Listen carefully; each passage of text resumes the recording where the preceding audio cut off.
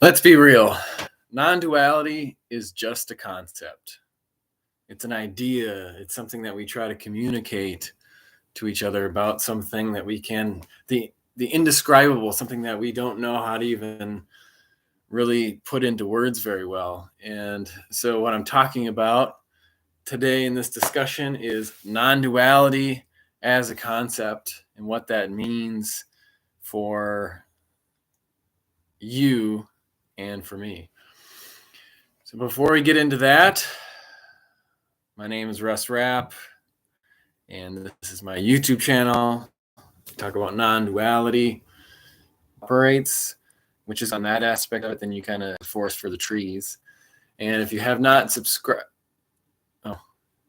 your connection is unstable. Hopefully this is working, something that they recommend you watching. Then make sure you subscribe, because these live talks are where it's at. This is where I get to free flow ideas about non-duality, and maybe it'll have a few nuggets of wisdom that you'll pick up. Not really about non-duality, but just in general, because that can be beneficial as well. Non-duality brings you nothing. It's pointless to talk about, but here you go. So there's other things in the tangible 3D world that we can find benefit from.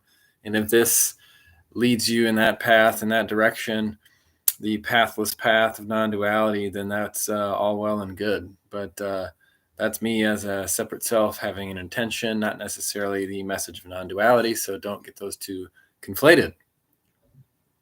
It's probably too hot still, so I'm going to wait on that. So subscribe to my channel, and I do these live talks maybe once a week. It's never necessarily at the same time or even the same day. So it's kind of a random time frame that it happens, much like the spontaneity of life. You never really know what's going to pop up. I don't necessarily always schedule it well in advance, maybe just an hour like today. And so if you want to join in and participate in the discussion, there's the chat box. You can chat, and I like to read those. And that's where it's beneficial for me doing these, because I get to have your feedback, helps kind of shape what I'm talking about, and it's a benefit to you. So I'm not talking about things that doesn't connect with you. And keep in mind, non-duality doesn't connect with you ever. So there's that. But at least you can be entertained all the while that you learn nothing. So with my channel, one of the thoughts I had, I'm just going to lay this out right now briefly. One of my most popular, I guess not one of my most popular video that I have is called The Best Method for Achieving Non-Duality, or no, Best Method for Experiencing Non-Duality, Best Method to Experience Non-Duality, something like that. And that's by far the most popular. And I think the reason for that partly is because it's the video where most people who get into the idea of non-duality, I think there's the initial, what is it? Lay out the framework of the concept. And then after that, it's like, well, what's the point? What's the meaning of this? I don't want to just talk about ideas. I don't want to just know this conceptually or as a thought. I want to experience it. I want to abide in this freedom of peace of non-duality. I want to live the freedom and serenity of non-duality. And how do I do that? So it goes from a what is non-duality to what do I do with it, or how do I use non-duality, or how do I become a non-dual entity or a non-dual master, or how do I abide in non-dual awareness for eternity? That becomes the thought process of the separate self, and what to do with non-duality, or what you can gain and glean from non-duality. So that's where you find yourself. And that's why I think the best method to experience non-duality, and that was kind of my thought process going into making that was my very first video that I made. I did a handful of takes, or maybe more than a handful, maybe a bucket full of takes. And it was relatively scripted, and I did some editing. So it was very more of a polished video compared to these live talks that I do right here. And I think the reason why is because I knew intuitively or instinctively what people are seeking or desiring when it comes to non-duality, and it is this idea of having a spiritual epiphany, enlightenment, having this sense that everything is perfect from now into eternity, and that there is no pain and suffering. That's really the motivation that you maybe have come to the topic of non-duality, which is great. See if this is cool enough yet. Not too bad.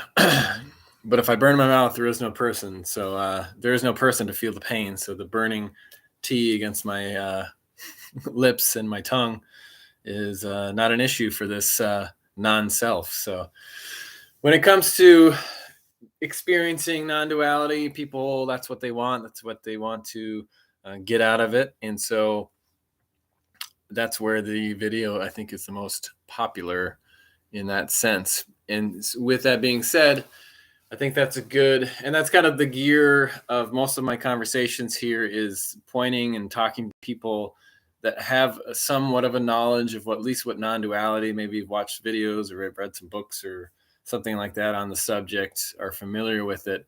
And it's kind of getting stuck in that new new enlightenment trap, or new way of thinking or belief system that can be developed, because the mind always wants to create meaning, always wants to tell a story. And so then we get caught up in the story of non-duality, and that's kind of typically what I speak to.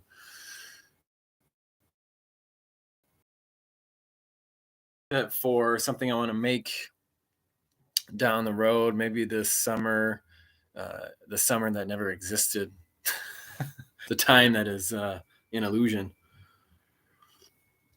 So the nut, the seed has been planted into my head, and I can picture the manifestation of this idea.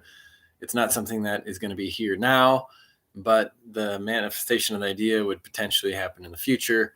And that's where I talked in my last live talk a little bit about this idea of free will versus fate, this choice or fixed type of conversation that a lot of people have on this topic, or in general, where we say we can lift our hand and put it down, lift it and put it down. I'm controlling that. But if you say, I'm going to do that in 1 year, 2 months, 3 days, and 5 minutes, and I'm going to be sitting in this exact spot, and that's exactly what I'm going to be doing, that may or may not be happening for various reasons. Maybe you aren't around at that point, or you're living somewhere else, or your house burns down. So that's where this idea that I have a ton of control. But if you look at the ego, the small little separate self that we identify with, there's really not a lot you can do. There is, but there isn't. And that's a whole other discussion that we can have. But my idea that I want to create a video this summer is basically one that is fully scripted, one that I write out, and it's one that is geared towards the newbies, the people that are just getting into non-duality, asking the question, what is non-duality? What is it all about? What does it mean? What's the purpose? What is it going to benefit for my life? I talk about that a lot in my other videos, but I think having just a basic visual without me getting in the way as a person, where I have to like memorize a line and put on a performance and that sort of thing. It's really layout, and I have some ideas of how I want to frame it, as far as making it really easily digestible and have people connect to the message in a way that's like, oh, I get it. And then they at least know pretty clearly what non-duality is trying to get at, or what it's pointing to, and relate it to kind of another set of ideas with that. And so I'd basically read with some, maybe a time-lapse video or something like that. So then when people are, that's my thought process, and I'm not going to get too much into the detail, because you'll have to just wait and see if it happens or what happens with that.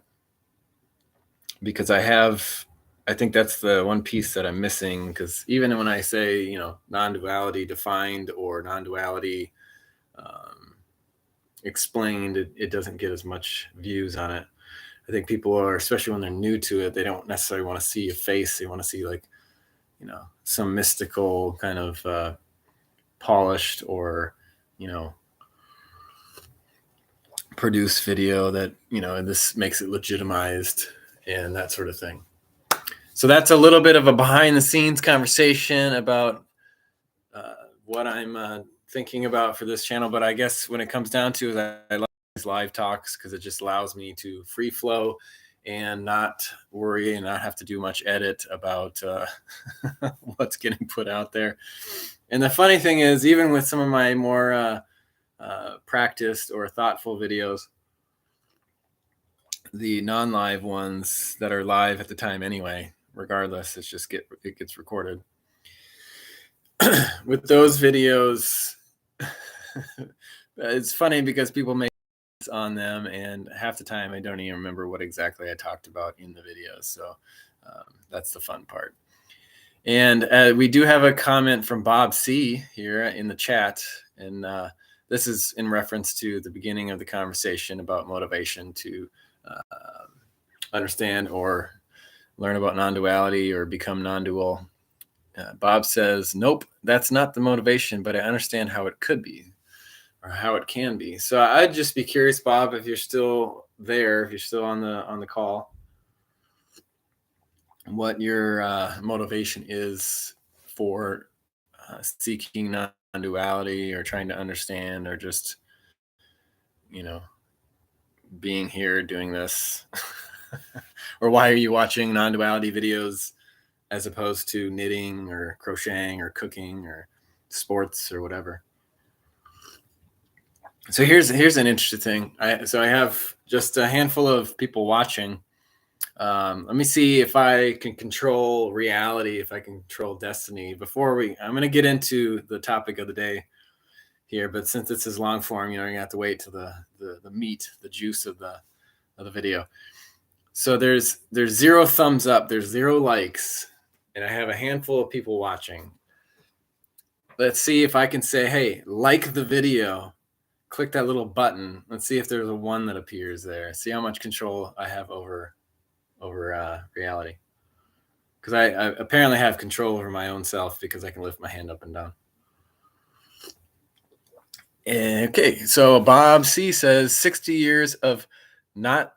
Okay, let me slow down. Bob C says 60 years of not that, not this. Okay. The message came to me, huge resonance beyond conceptually felt experiential change. Not this, not that. Like neti neti, I think they call it.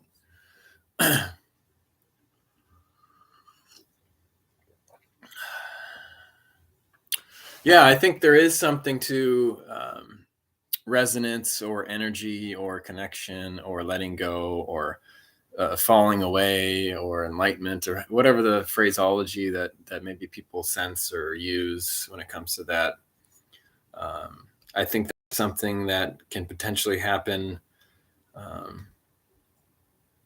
with anything. And I think the more you focus on something, the more you practice things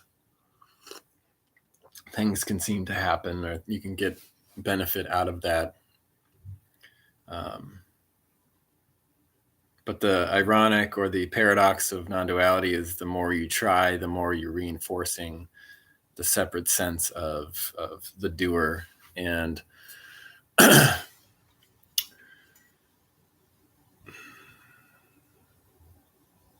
guess for me, there's senses that has happened where, you get that sense of peace or that connection, the timeless sense. It has nothing to do with anything maybe that's going on in your daily life or your practices or whatever, because it's always ever present and available.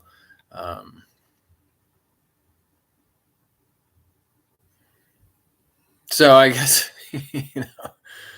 I guess part of it is having to be open to experience, open to the illusion of the ego, or realizing that maybe what you believe to be you is not necessarily true. But to some extent, it becomes a chicken or the egg conversation that we talked a little bit about in the last live talk. Is is it the fact that you're learning about the one hand clapping and what sound does it make, or you're learning about not this and not that, or you're meditating? Is it that practice that brings you to this moment of resonance beyond conceptually felt experiential change? Or is it the fact that you arrived there because you were ready? It's kind of the idea of, someone can show you the door, but it's your choice to walk through it. And maybe the door was always there and you just weren't ready to walk through it, or you didn't even see it because you weren't paying attention.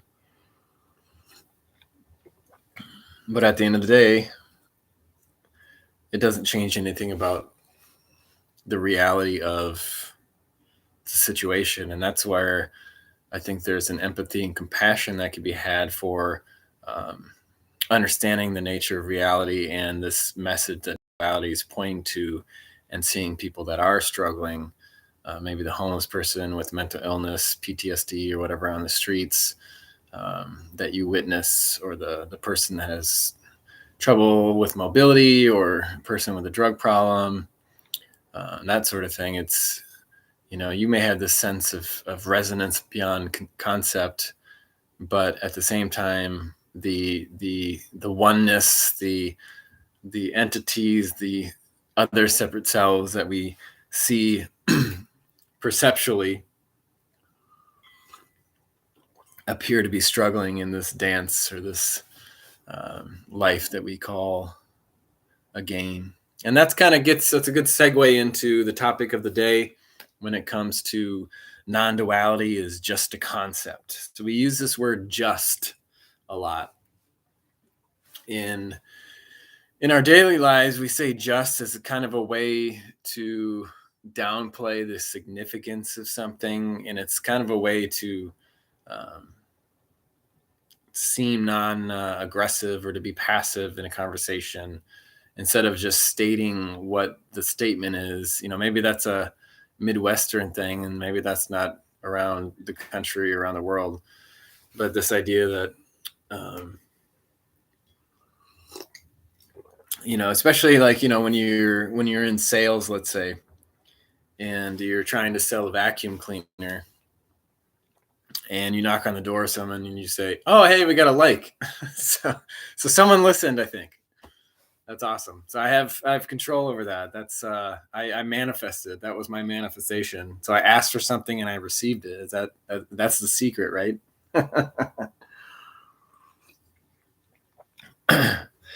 So you're selling a vacuum cleaner door to door. Does that even happen anymore? Probably not. But the idea behind it.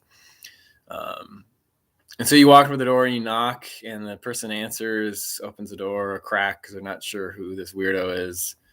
And you say to them, "Hi, how's it going? I'm just here to talk about this new vacuum cleaner I want to, show you." And so the word "just" right there in that phrase is, I'm just here to do this. I'm only here. I'm, it's no big deal. It's kind of like, downplaying or making it seem that not as important. It's like, no, you're here to sell a vacuum cleaner, the top of the line, yet most affordable vacuum cleaner in the country. And I'm here. I'm not going to waste your time. I'm going to sell you this vacuum cleaner because it's a benefit for you. I obviously make a commission. I'm not just here to talk about a vacuum cleaner. So we use the word "just" a lot in everyday life. Hey, we got 2 likes. I'm just manifesting. I should make a manifesting video. So that's how we use the word "just" when we talk about in non-duality circles, or when speakers use the word "just," is to kind of downplay the significance or the attachment to whatever it is we're discussing. So it's, if you're talking about the separate self or the ego, you could use the word "just." It's, is the ego just a belief? That was Rupert Spira. I think that's kind of the idea that I got for this video. Is I scrolled through and saw he had made a video about the ego just being a belief, or the life that you think you live is just a story. It's only a story. It's not that important. There's no significance to it. It's not as significant, or doesn't have as much meaning as you once gave it. It's just a story. Life is just an illusion. There's no importance to it. And in a sense, that's true. And in a sense, it's a way for people to avoid reality, to use mental gymnastics to try to deal with life. And that's, all well and good, whatever floats your boat. But just to say, there you go, to say life is just an illusion, what does that mean to someone that believes the illusion? Is it being compassionate for their current situation, for their feelings, for their hardships, their pain and suffering, to say to someone who's starving, homeless, on the side of the road, cold because it's wintertime, barely getting by, and they're struggling, if you walk up to that person and say, hey, life, it's just an illusion, how would that go? Or for the person that has had to deal with the lifelong depression, or debilitating anxiety and panic attacks, or victims of abuse, people with anger issues or relationship issues, anything you want to take a look at. And especially in those moments where there's a high level of stress, and you were to say life is an illusion or just an illusion, that wouldn't be very helpful.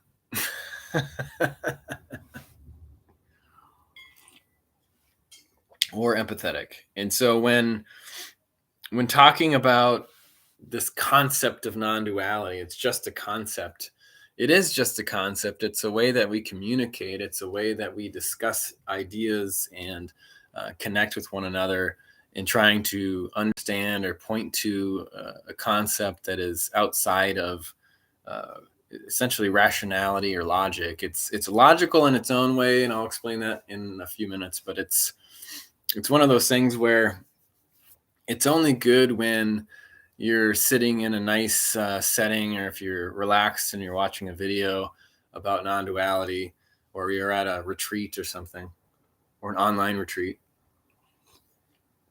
and you could just sit there and just talk about, there's no major concerns other than the stories that you bring into it, or the stress and anxiety that you bring into the situation. But in the moment, you're sitting there, not much is happening other than someone droning on about non-duality.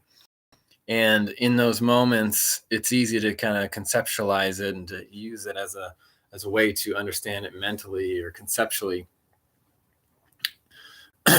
And so in doing that, that's how we try to relate to the topic of non-duality from a intellectual standpoint, not in necessarily like experiential or in a real way.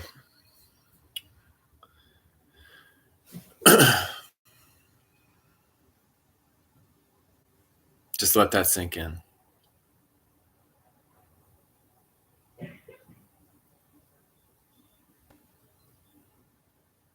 This is a chosen pause. It's not that I don't know what to say next. I've just been spewing out words for a good amount of time, 25 or so minutes, and sometimes you just need a little quiet break from the Tower of Babel, from my ivory Tower of Babel.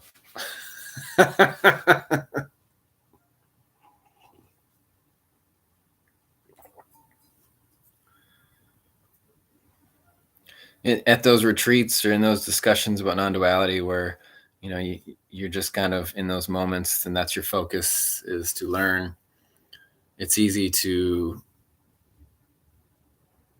say and to believe the idea that yes, non-duality is what it is and everything is great and there is no suffering, there is no person, because you're not having to deal with the stresses of everyday life in those situations. But you may find that the moment that you go back into your everyday life, or you turn off the video, or you stop reading the book, all those insecurities and stresses come back to life, and you no longer believe non-duality. And so you're constantly in struggle, fighting to obtain this sense of peace that now is fleeting, now went away. And so when it comes to non-duality as a concept, if you believe it as an idea, then it's something that can be taken away, something that can be leave. And if things are not permanent or absolute, then it's in a sense not real. So everything that we see, every 3D world, or everything we think that happens over time, in a sense, is not real because it's never solid. It's always fluctuating. And we define it in a certain way. We cut it into little pieces, or we intellectualize it, or we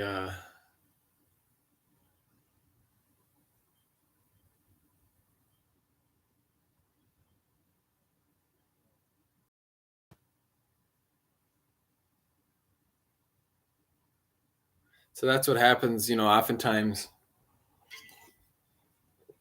in conversations. You forget what you're going to say, and then there's this struggle to try to get back to it,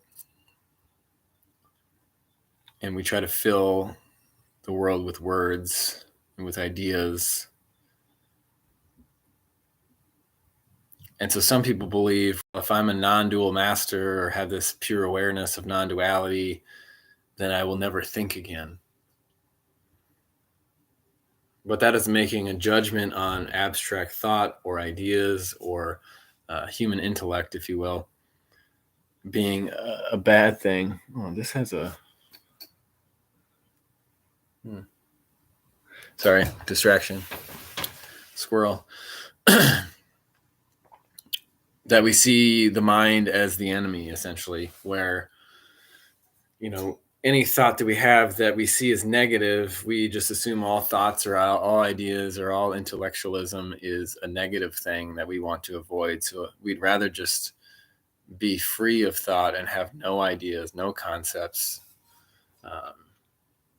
And that somehow creates a sense of peace.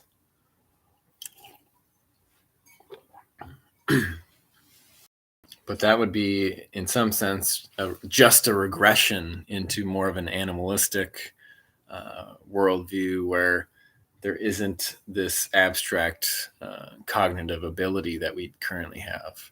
And how is that beneficial, or how does that less or any more human, or any who you are?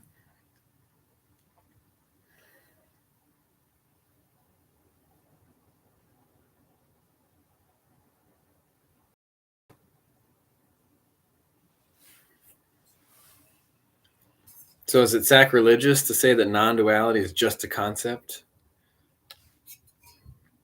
No. Because it is. It's not the thing in itself. It's just something we talk about. It's not actually what non-duality is. It's just words. See, it's just words. It's only words. But we create non-duality as this shiny gem, this thing that we want to achieve or want to collect or have. And that's where we make it something that it's not. We create it to be a thing in and of itself, when it's no thing at all. It's a concept, but what it's pointing to is not a thing.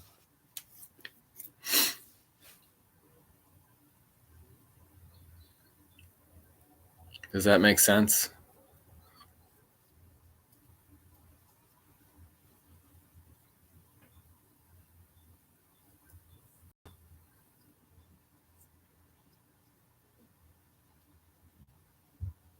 So you can try to explain or defend or teach the idea, the concept of non-duality, but the thing that is we're claiming to be separate from or a part of, apart from the ego, the separate self, that which we claim to be an illusion, is the exact thing that is explaining non-duality as a concept.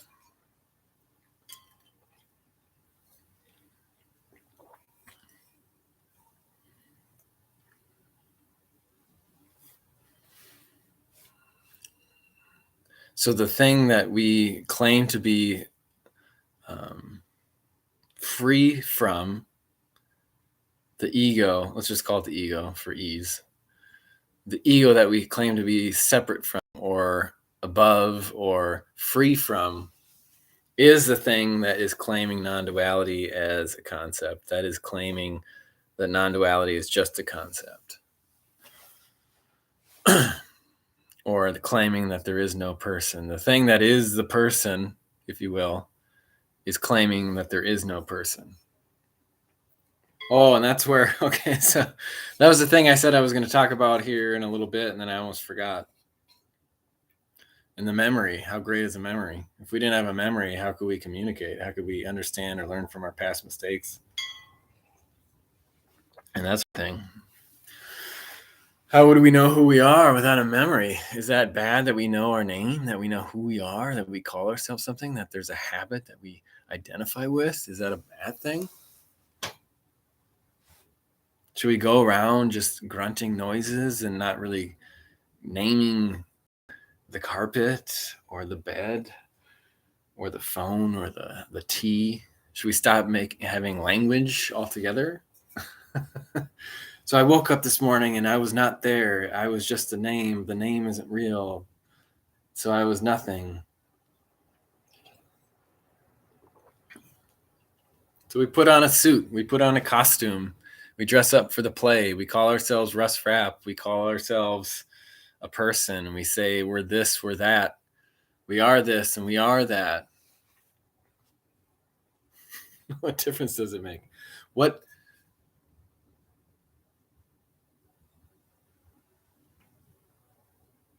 I can't remember.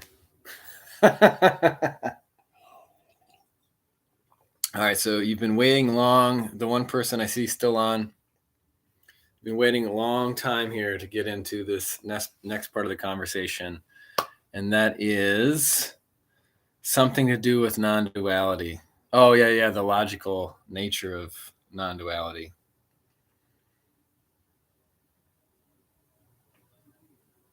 See if I can remember what my thought was on it that I had. So non-duality is not rational or logical. It's not necessarily irrational, but it just has nothing to do with something that can be empirically proven, right? Outside of the norms of intellectual, logical conclusions. So you can have science and non-duality all you want and point to the emptiness of space and say, hey, there's now proof, since we are not something that's fixed, we are no matter, we are just energy that's empty, then that proves non-duality. That is creating meaning from something that we're observing. And that connection of meaning in itself is an illusion just as much as everything else. But the logic of non-duality, and I've thought about this, and now I'm just making it up as I talk, so it may not come out exactly how I had considered it before, but when there is nothing, when there's complete empty space, when there is no person, when the world is that we perceive as an illusion,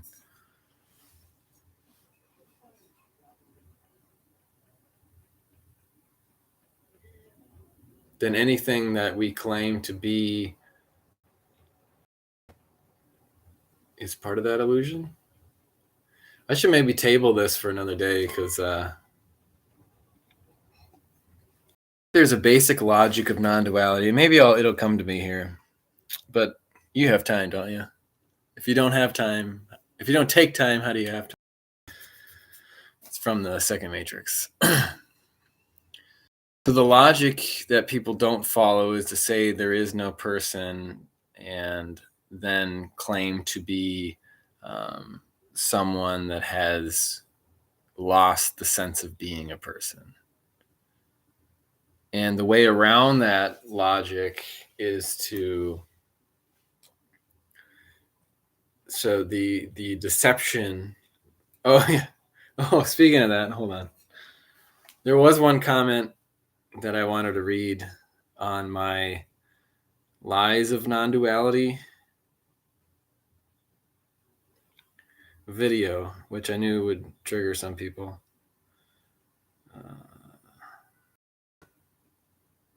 Oh yeah, Lies about Non-Duality, that video I made last, I don't know when it was. Matt Z says, just by your intro, you discredit yourself completely. If he only knew that was the intention, but that's the funny thing. I assume he's talking about when I started the video, because I haven't really watched it in a long time, but I have seen the first 5-10 seconds of it where, I say, beautiful souls, welcome. And I get all goofy like some of the people kind of do in their videos to make it seem larger than life or to make it seem special and unique, this whole topic of non-duality, that they have something that you don't have. That's kind of what I was poking fun of, but I guess Matt Z didn't get the joke. But so the logic of non-duality, you can't claim that you have something and then claim that they don't match. So that in the Venn diagram, there's no connection there. They're separate. They never touch. The idea that there is no person, and yet the person is the one believing it or claiming it to be, claiming it to have a sense of non-person. Those don't match up because they're mutually exclusive. And so the bridge, the way around that, is to refer to yourself in the third person, or to speak of things that are non-subjective, to get rid of the subject, much like in Spanish, let's say, where oftentimes the verb conjugation includes the inference of the person speaking. So for hablar, to speak, hablar is yo hablo. So the O shows that it's yourself. The I, the first person saying it, whereas habla was third person, that sort of thing. So right there, the conjugation shows without saying the subject. So in non-duality, when those things don't connect and never will, there's this bridge, and in the bridge is the illusion that we buy into between the two, where we say, so those two logically don't connect, and yet we can say, well, there seems to be, or there appears to be, or we use the word just, and there appears to be this happening, and it becomes a verb, like Paul Hedman describes it as verbing, which in a sense is true in a way that he's using it, but at the same time we can grab onto that, we can attach to that as an ego and use that as a way to bolster our belief system, or create it as a thought, create it as something that we can attach to or learn from. So when you say there is no person, and then there's this person that has a sense of letting go, or I'm a non-dual master, then you have to communicate that in a way that doesn't include the I, doesn't include the subject. And so there's no one that came to this room. There's just this, or there's this total, in the communication that takes place, there's this total refusal to attach a subject to the verbing, attach the subject to what's happening. And that becomes the thing that seems to be something that people want and desire. That's what they're seeking for. So when the two are mutually exclusive, the bridge between that is what people are looking for, in a sense. Because when there is no person, there literally is nothing you can get out of this, if that makes sense. There's no connection, there's no tie, because one is an idea, one is a concept, and the other is reality, essentially. And so we use the term of seeming or appearance as a way to communicate that connection, the connection that doesn't exist, because one is an illusion and one is real. And here's the paradox, the conundrum is that which we describe, that which is doing the communication, believes the illusion, believes the abstraction, believes the identity, attaches to it, and can never unattach from it. So the only way that we can make that seem like a thing, the only way you can seem to unattach from the idea that you are a separate self from the ego, the way that we can free ourselves from it from a conversational, conceptual way is to use these third person terminologies, or to not use yourself as a subject. And that's how we try to communicate it. But that which is communicating it is the separate self, is the ego.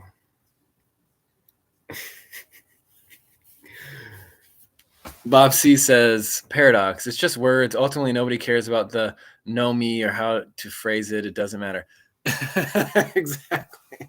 You figured it out, Bob. That's exactly right. And I like how you put it there, because, I like talking about it, because there is this kind of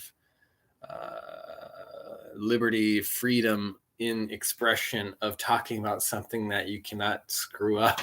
Just words coming out, and that's fun. If you try to give a lecture on the lifespan of the average cockroach, you have to be knowledgeable about cockroaches. You have to have studied them and have this knowledge that you have accumulated over a period of time. You've read books, you've watched videos, you've dissected cockroaches. And at a certain point, you become an expert in your field, and you can communicate it in a way that is more observably, tangibly true than someone that just makes stuff up about cockroaches. And it can be verified and it can be re-studied or that sort of thing, and verified again and again. And that's, the scientific method can be used on the life of cockroaches. And that's great. And you can mess that up if you're wrong. From a real world or everyday life point of view, you can be an idiot about cockroaches. Whatever that is. Maybe you say that they can be cut in half and the bottom half can create a head, and stuff that maybe is just not true. I don't know much about cockroaches. So if I were to give a lecture, get up in front of you and have a podium and PowerPoint or whatever the speakers do these days, and talk about cockroaches, just pull stuff out of my whatever, you'd be like, this guy's an idiot, doesn't know what he's talking about, because I know more than he does. But when it comes to non-duality, once you kind of get the game that we're talking about, once you get the set of the real super basic, it's basically one word, this, or two words, what is. Once you get the game, once you get the setup, it's not like some of these other games you get where there's like a 10-page rules that you have to like read through, and it basically ruins the first time you try to play them. Because no one knows what's going on, and they have to be really focused, and everyone's talking over you, and that can be confusing and frustrating. But when it comes to non-duality, once you get the game, once you get the trick, and how it's being communicated, there's no way to really screw it up. So if I were to come out and say, well, you have to meditate for 20 years for at least 2 hours a day in order to understand the real truth of non-duality, you could be like, well, that's not true. But what does that change? What difference does it make?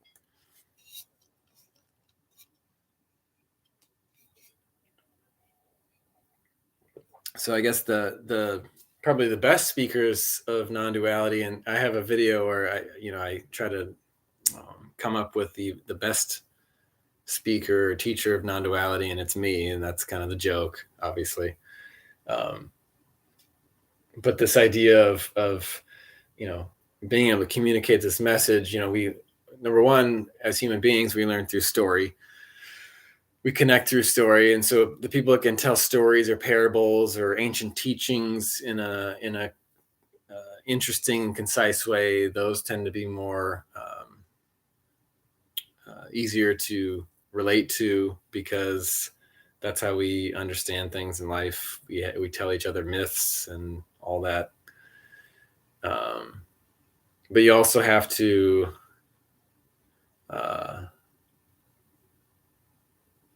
there's part of it is the messenger has to seem a certain way to the receiver, to the listener, to the person on the other end of the transaction of communication. Has to be believable, has to seem like they have the experience and expertise to be able to talking on the subject. What else did I want to say about that?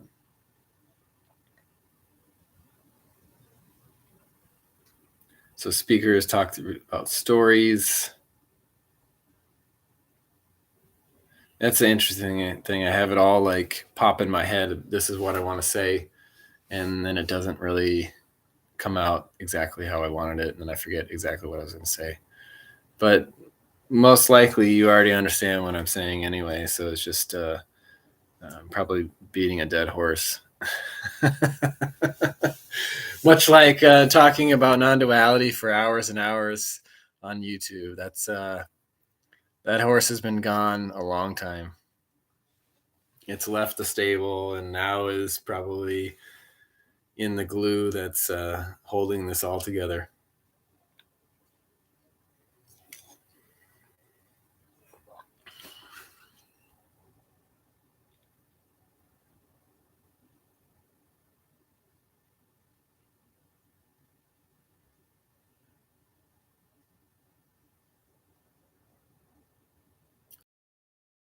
I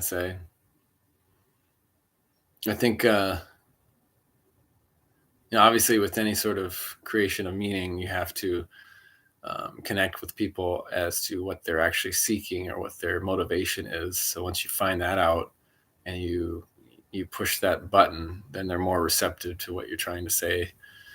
Because when it's seen as just a concept, when it's just some babble and there's no relation to the problems that we deal with on an everyday basis, then people are going to turn it off and not really see the value or the benefit of even discussing it, which is fine. And then it's a matter of, being simple and concise. There's that. And the other thing is to the people that are good at speaking about non-duality is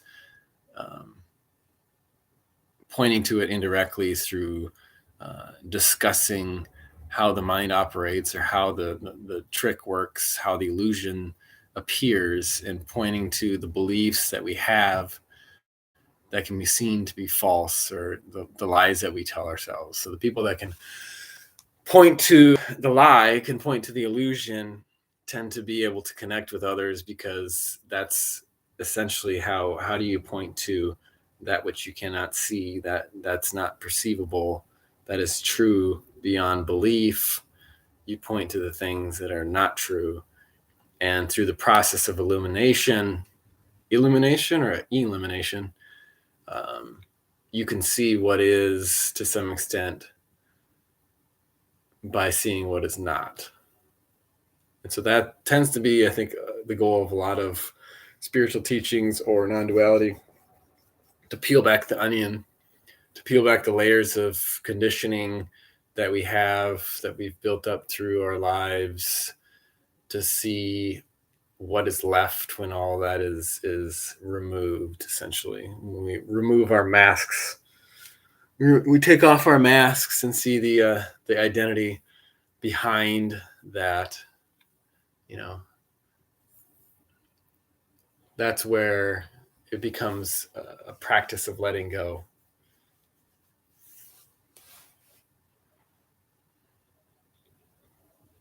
But it doesn't need to let go, because everything that we perceive is still there. The world still exists in a way, though it doesn't, though we see through the mask.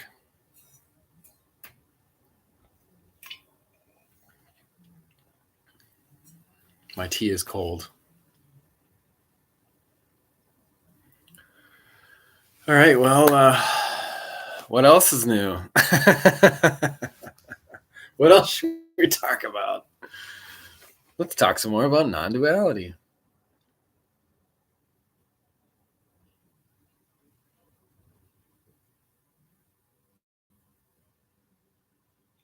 I've been asked what my motivation is for doing these talks. I never really quite know. Thanks, Bob. Bob says thanks. I never really know exactly what the motivation is. It's kind of like, who am I? Or what's my motivation? Why am I saying or doing the things that I'm saying and doing?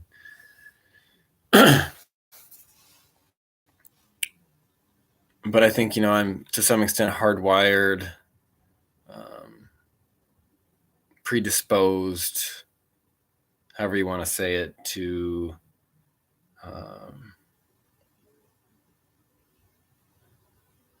search for the truth, not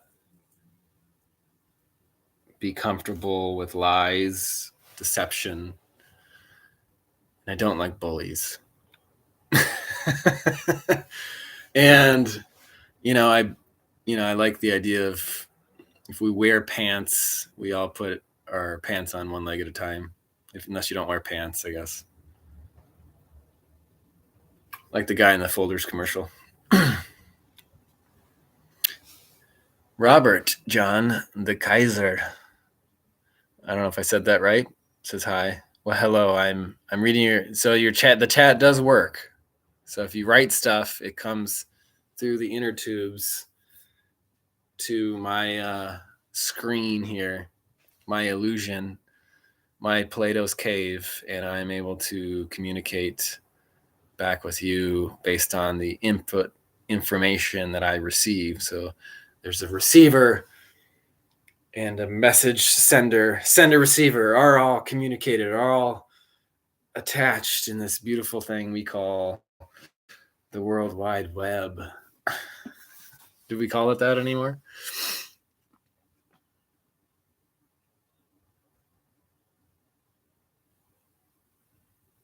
What's that? There was a phrase, I don't know what show even. I wish I could remember it. Something about not a babbling brook of BS, but it's something like that. You're just a babbling brook of BS.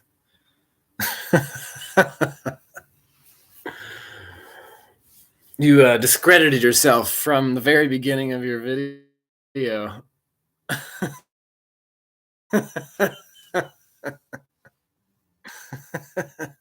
You still think, oh, my connection's unstable.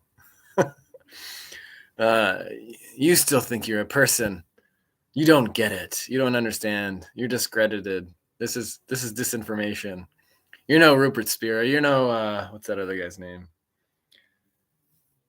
The non-duality or ACIM guy. Oh, Hoffmeister, David Hoffmeister. You know that guy. He's got it all figured out. Your energy hasn't been resonant yet. You've not let go.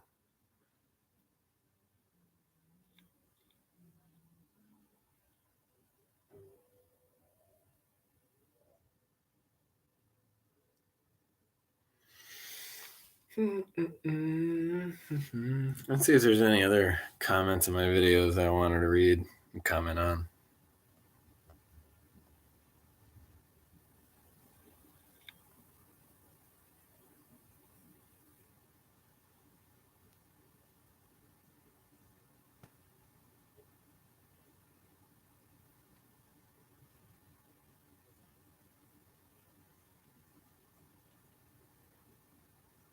I guess I could read the one from Felix New on my non-duality radical acceptance video.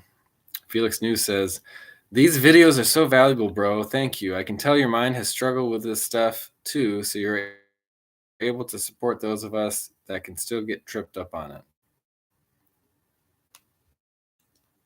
Well, I've kind of this is maybe the wind down here. Oh, here we go. I got some more comments from Robert John.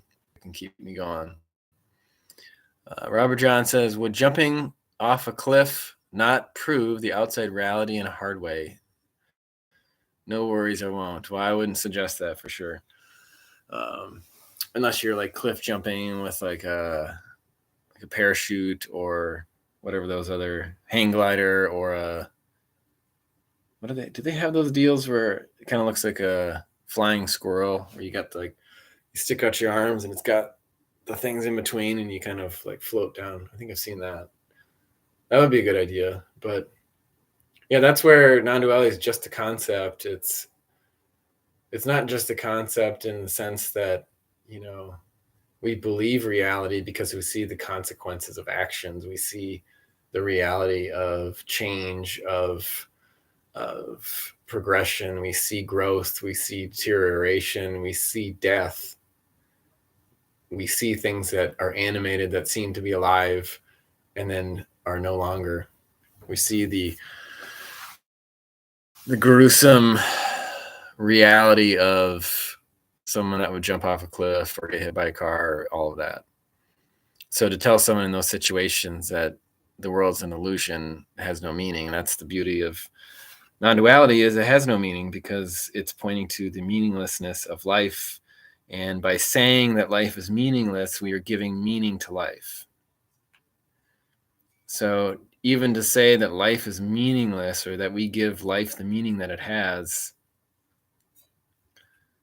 I guess that's a better way. That's why I like A Course in Miracles, how they say it is. I think it's something to the effect of we give life all meaning that it has, or we give life meaning. Oh, I clicked something. Oh, I almost ended our stream.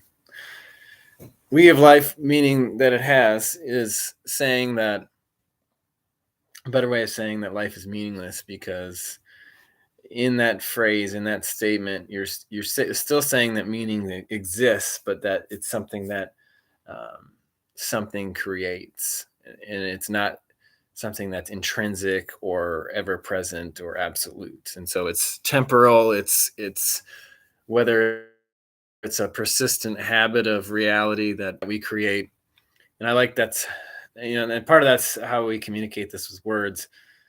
When you say life is meaningless, especially someone that's thinking about jumping off a cliff, when you say that life is meaningless, that is creating meaning. By saying the opposite, but by saying the negative of meaning, still is it's the duality of that statement. So it's creating a duality. So it's kind of like saying like, well, everything is relative. There is no absolute. That in itself is not true. In a sense, it's a paradox, but it's also an illusion or illogical in the sense that you can't say that nothing is absolute, because that's an absolute statement. So that makes it untrue. It doesn't make it or non-logical. It's a fallacy, I guess you could say, potentially. So life is meaningless. That is a negative, potentially, dreary outlook on life or aliveness, by saying it's meaningless, and it's no more true than saying life has meaning, or no less true. And we attach to the idea of meaninglessness, and we become gloomy and wonder what the purpose is when there is no purpose, and then we feel crappy, and it's just another belief in the opposite of believing that we have meaning. So the better way, I guess, to understand it would be how A Course in Miracles describes it as we give meaning, all life meaning that it has, or whatever.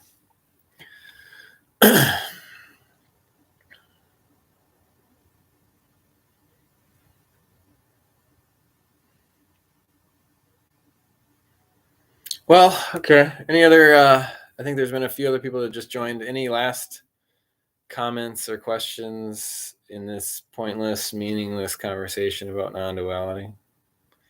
If you're just joining now, you missed a real good stuff at the beginning. This is the crap. This is the bad part. Just kidding. Martin Peniak says, "Thanks for the live stream. Love it. What do you think of the Neo-Advaita people that sometimes feel like another dogma?"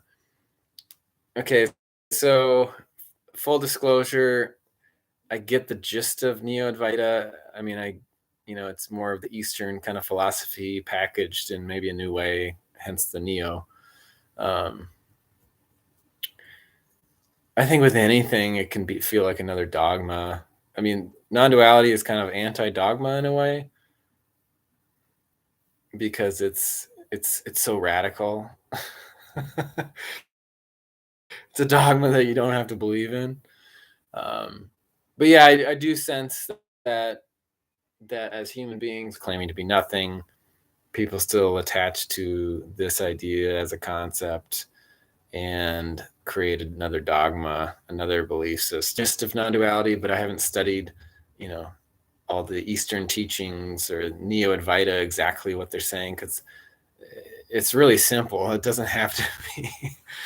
And like I said, there's better ways to explain or point to this. There's ways to create a connection through meaning with people, so then they relate to what you're saying. But at the same time, it's so simple. You don't need a lot to say. And that's where, when I did the Course in Miracles for a year, when I did that whole thing, whatever year, 2017, I think, when I did that, it was so repetitive in a sense because it was saying the same thing over and over again. Things that I made that you makes it seem like you learn something is being said, because then that becomes just another religion, if you will. And when people take this too seriously and create gurus or try to find what people seem to energetically manifest, this, idea of this for the last part of this video is just going to be a dud here, but this is good. I'm going to butcher your name, I'm sure. Suvajit Sen says, if this is the waking dream, how come we are talking about how to wake up in this waking dream state? I mean, how are we to negate the illusion being in one? That's a wonderful question or statement. That's very about how to wake up in this waking dream state. I mean, how are we to negate the illusion being in one?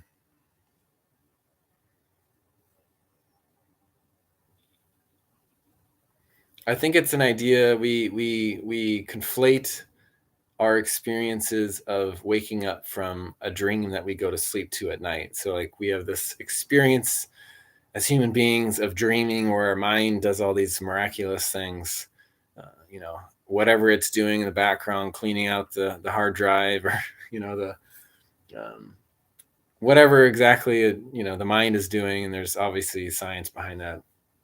But as an experience, we have these dreams where it's these images, sounds, feelings, whatever that we have that in the moment we seem to believe to be real, or we have lucid dreaming where we realize we're dreaming, but in a sense we're asleep.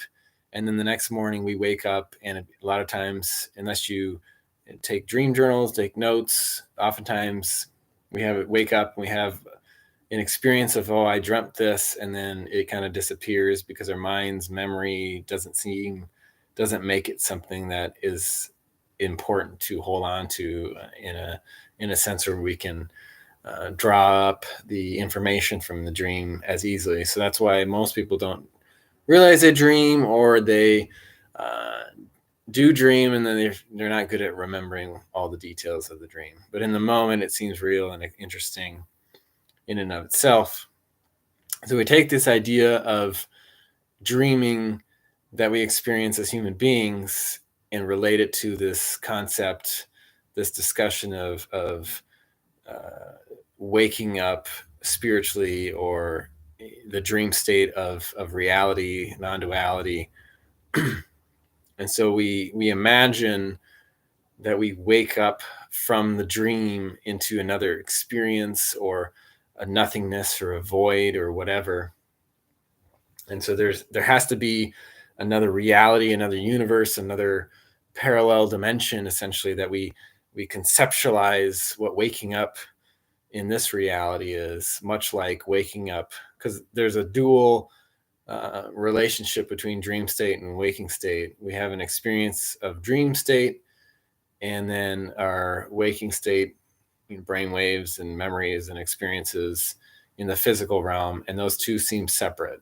So there's there's a way that we see those as two separate things. And so when we think, okay, how do we wake up from this dream of everything, of the real dream, of the character and all that of the story, we think it's something that we can jump out of, and now we're in a different sort of reality. But how I would describe it as waking up in this dream of reality, life is but a dream, isn't going into another experience, or having a sense of now I was this, now I'm that. It's the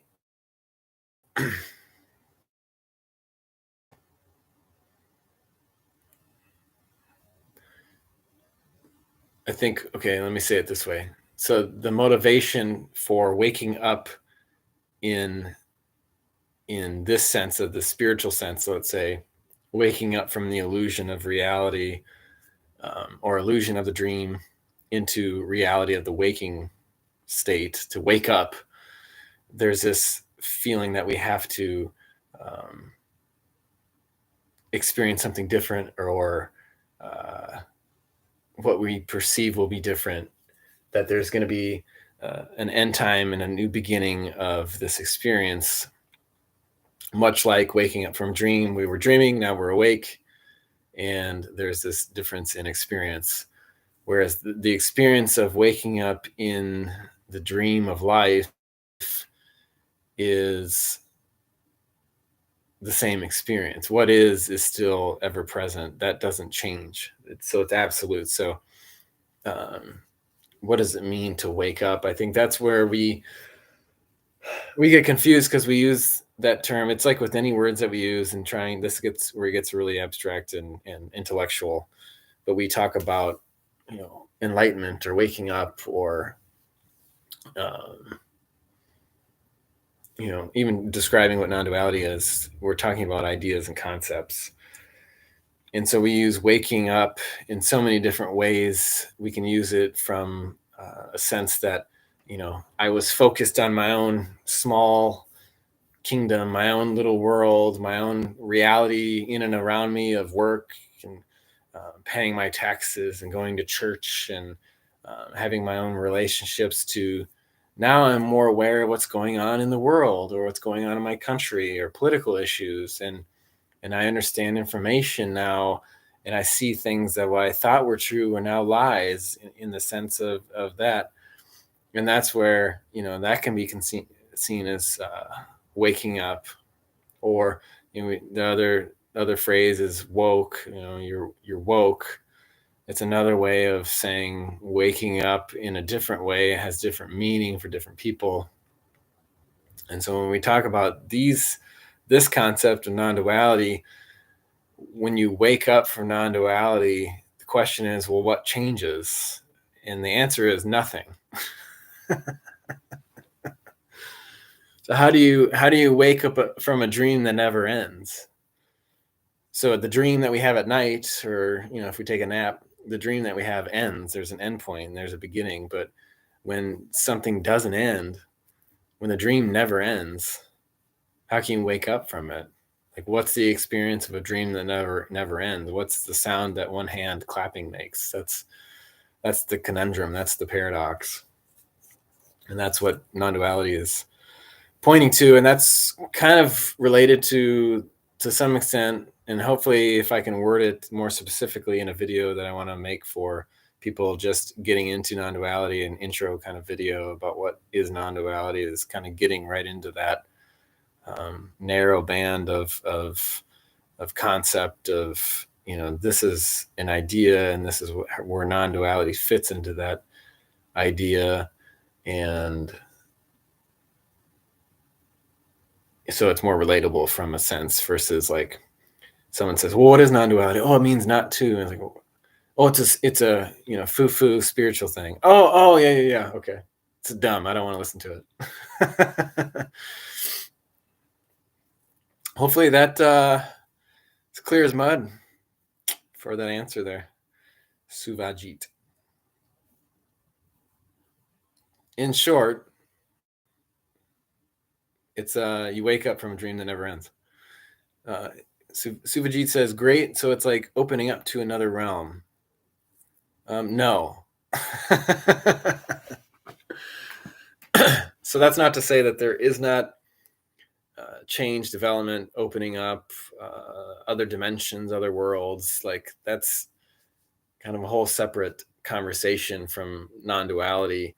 Non-duality is waking up to what every world is, what every dimension, what every developmental stage that we find ourselves in, whatever time frame, time period that we live in. It's the truth that always exists. And so there's nothing that you can do to change that or to create that or to really conceptually understand that. And I think it's in a sense, the idea of waking up related to non-duality is coming to the conclusion that you'll never figure it out, that you failed, that the separate self can never see itself as non-separate or connected, or will always see itself as a thing in and of itself, as an object. And that which is saying that it's seeing things as an object, that's which is claiming the separate self to be a thing, is that which is still separate. So it's turtles all the way down. So no, it's not another realm. It's not a new experience. It's waking up to the fact that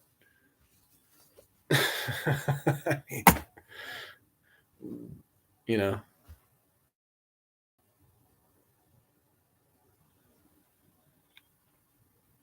so it's not about life and death. It's not about the afterlife. It's not about religion. It's not about belief systems. It's about none of that. It's not about scientific realism when it comes to a multi-dimensional universe, and that somehow you wake up and now you have an epiphany and you see all the interconnections and now you know everything and you're all knowing, and that's something that's tangible. It's not that in that sense. The knowing of non-duality is knowing the relationship that all things have. Subhajit says, I guess I need to negate logic. Absolutely. Thanks. Yes, it's logic completely demolished. So in that sense, it still maintains logic, not in the sense that logic is bad. And I've kind of explained this in other videos to some extent.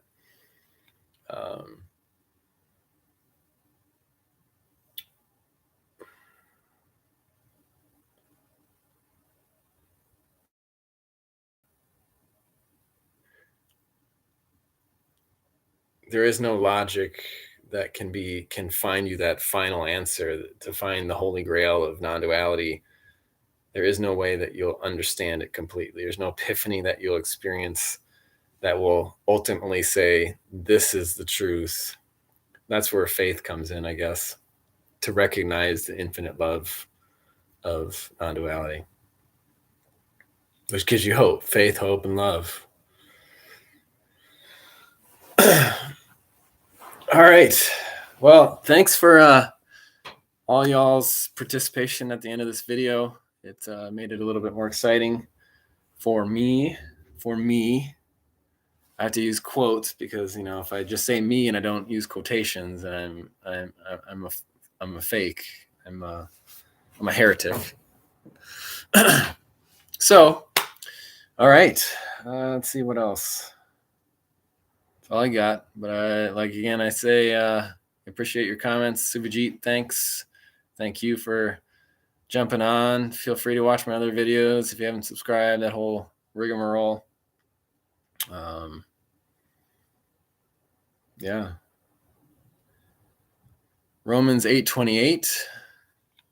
And we know that in all things God works for the good of those who love him, who have been called according to his purpose.